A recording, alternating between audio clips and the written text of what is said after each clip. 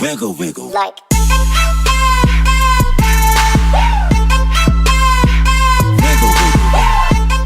All right, so I got a couple messages from subscribers after I had released the video on the new Vulcan tank that came out, and a few of my subscribers, number one, asking me, could you do a rant on the fantasy tanks? And number two, can you rank them? Now, I know they were asking, can you just rank the anime ones?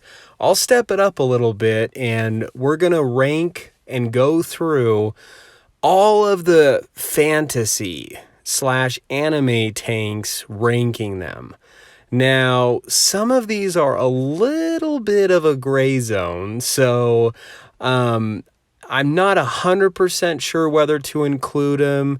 You can X them out of your list while I'm going through this. I wasn't 100% sure whether I should include these or not, because some of the fantasy tanks, they did at one point exist in blueprints or something, but Wargaming has altered them in Blitz to be like a fantasy tank. We'll go over that. We'll go over it more in detail, but just to give you guys a heads up.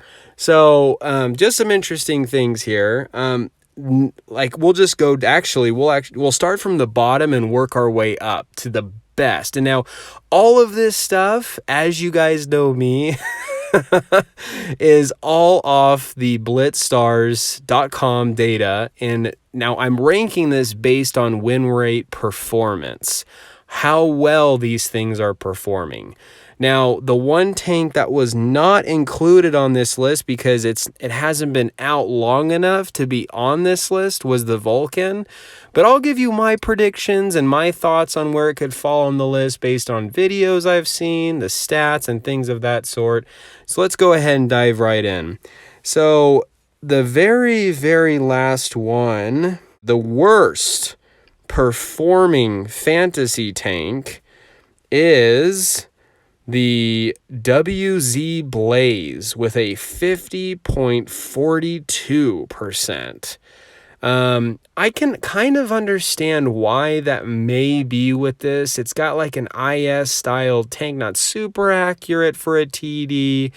That's not really the reason. I think it's just because it's one of these really lightly armored tanks, and players sometimes have a very difficult time playing with tanks that don't have a lot of armor to them. That's my prediction on why that one came as the worst performing fantasy tank in the game. Now, it makes it easy because all of these, I believe, fall within tier 7. The next one is the Y5 ELCB at a 50.46% win rate. I don't have this tank. I believe it was through some special event. It's looked like a decent tank, but one of these tanks that it doesn't have a lot of armor. I think people just find themselves in just a little bit more of a rough patch. One of the things I've really noticed with this data is the tanks that perform the worst are the ones that typically don't have a lot of armor, and the ones that do are the ones that have more armor.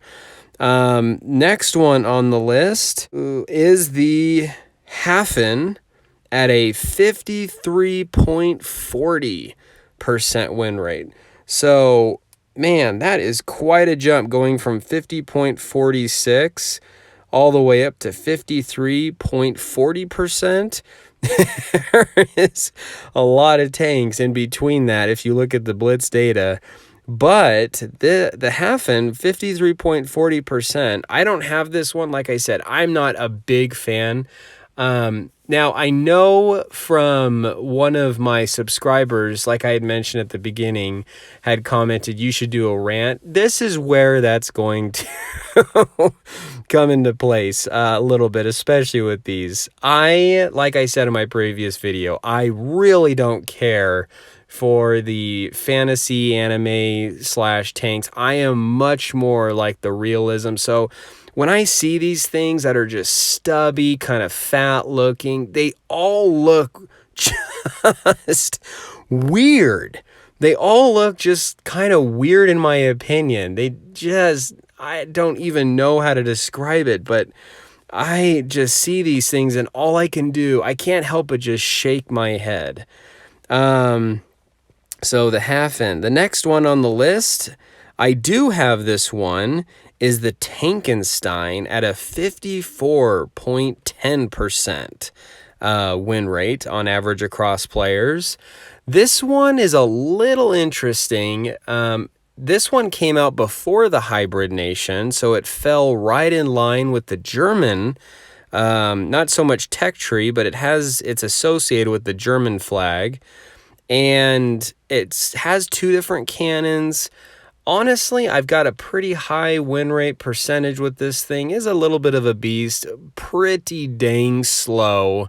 But that SU-100Y cannon on it can be pretty fun. I did have a lot of fun with this tank back in the day. I don't play with it as much just because I'm more into maneuverable tanks now. But that's where that one falls, Tankenstein. Next one on the list that is better performing in win rate is the Vindicator, which was a Halloween event that getting Warhammer and Wargaming mixed up. Wargaming came out with. This was whole part of the Warhammer event that was going on. The Vindicator has a 54.15% win rate. Very high alpha, 800 damage cannon. On average, you're probably going to be doing about, I think, 640 or so.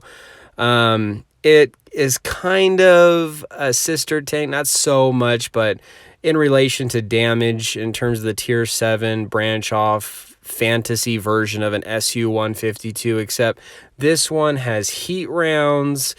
Haven't played the SU-152 in a long time, but I think that's the difference, is a little bit in ammo.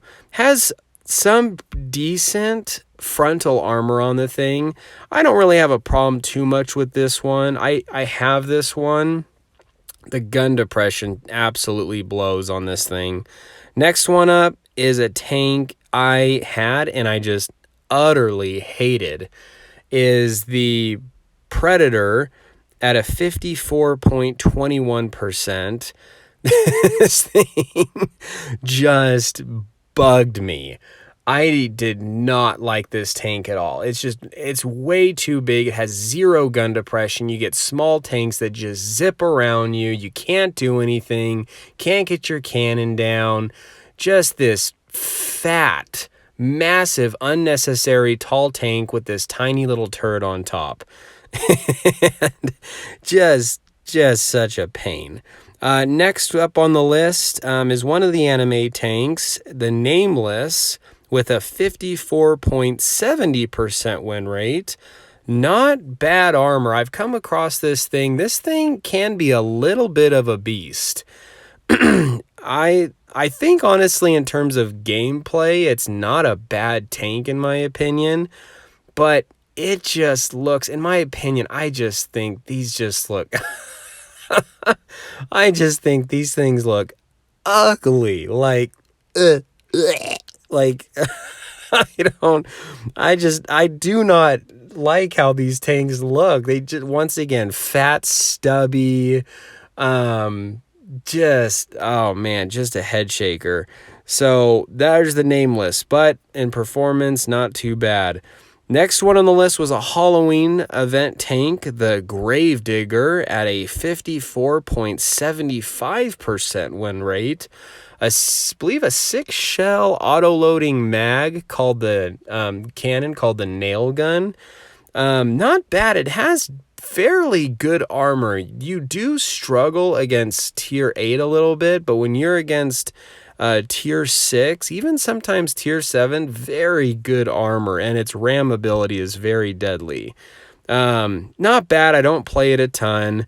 Kind of weird looking, but does have some cool aspects to it. 54.75%. Next one up, the Helsing HO with a 55.23%. I don't know if they've changed this thing over the past. This one came out very long time ago in a Halloween event. I don't know if they've made changes to this one because this tank seemed to have either better armor or something. It felt like way back in the day. Not as much anymore. It has that very good wedge-shaped hull, and the turret was very hard to pen. I feel like it's a little easier to pen. I don't know about you guys. Not a bad tank, but honestly, when I first saw this thing, I actually didn't even buy it just because of how it looked. And after seeing it on the battlefield, after it didn't even come out back in the game for a long time, I was like, dang it, I should have got that thing just because the performance is just so good. And it has that unique double barrel cannon on it. But yeah, when I first saw this thing, I was like, what the heck is that? To me, it just looked terrible. I did not like how the Helsing looked when I first saw it. Next one up, this one is kind of where it starts getting into a little bit of a gray line. I think there was one before that was also like this. But this one, the next one up on the list was also a Halloween event tank at the same time as the Helsing, the T6 Dracula. Now, this one has no armor, but has incredible maneuverability, great cannon. There's some good things going for it. So maybe it's not all about armor is what ranks a tank higher in this, but the T6 Dracula had a 55.46 average percent win rate across players. Very, very good tank. I really like this tank. I want to say the view range on this is not as good as its counterpart, other medium/light tanks it comes across. So kind of fitting in line with it being a Dracula because bats don't have eyes. I don't know. Maybe there was something along with that playoff. But the T6 in World of Tanks PC, I believe, is a real tank. It was never, I don't think, produced. I think it might have been in blueprints or something. So that's kind of where this gets in a little bit of a gray line.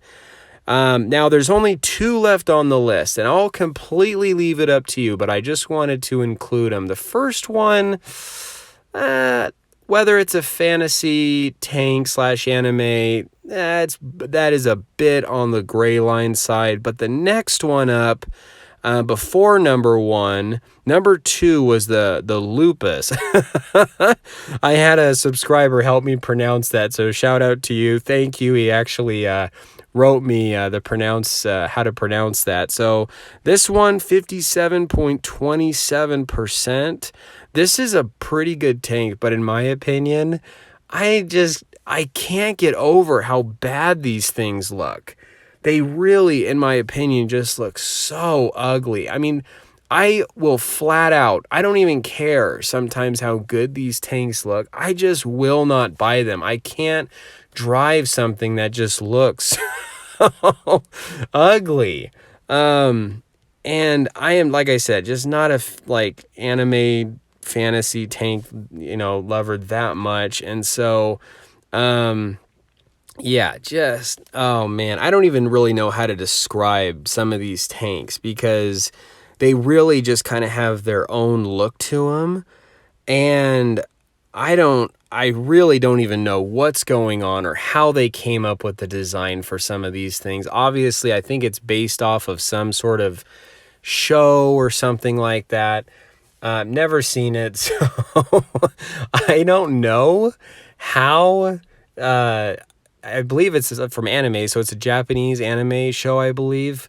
The Japanese, I believe, were the ones that also came up with Mario Brothers, which, if you think about that one, they must have been on drugs with Super Mario because there's things with mushrooms, jumping, plumber going down pipes and clouds, and monster kidnapping princess, and you get stars and you glow like... All I gotta say is I love the Japanese. I've got Japanese friends, but man, they've got some wild ideas. That's all I could say.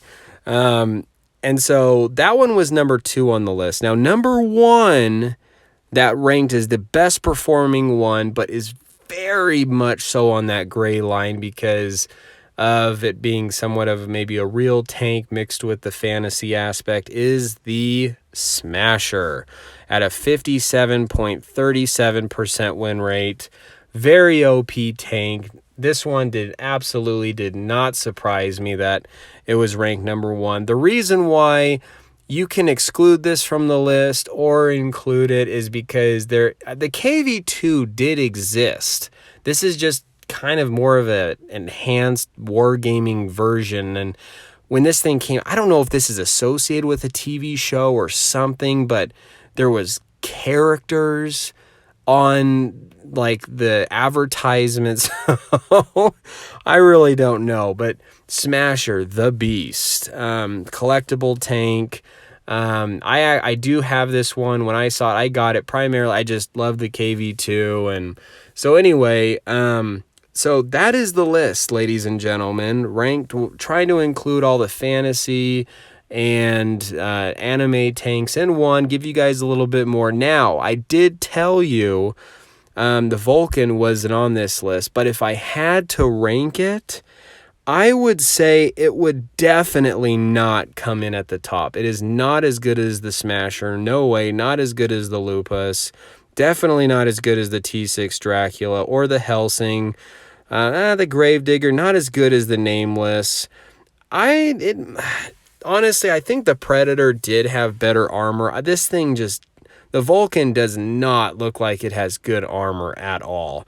And I love how Droodles described this tank just looking like a trash bag. If you guys have seen his video, he also does a little bit of a rant on that too, which is pretty funny. And after he said that, I was like, yeah, amen. Amen, brother. Vindicator, I don't know. Tankenstein, no. Edelweiss, I don't think so. Hafen, I don't really know. And then if we scroll all the way down to the other ones, I mean, it very well may fit in somewhere between the bottom, in my opinion. Maybe the Y5 or maybe like the Hafen, somewhere around that range. I could see where the Vulcan would fall into this list. So anyway, hope you guys enjoyed the video. Stud Muffin 1986 here. You guys stay cool and keep tanking.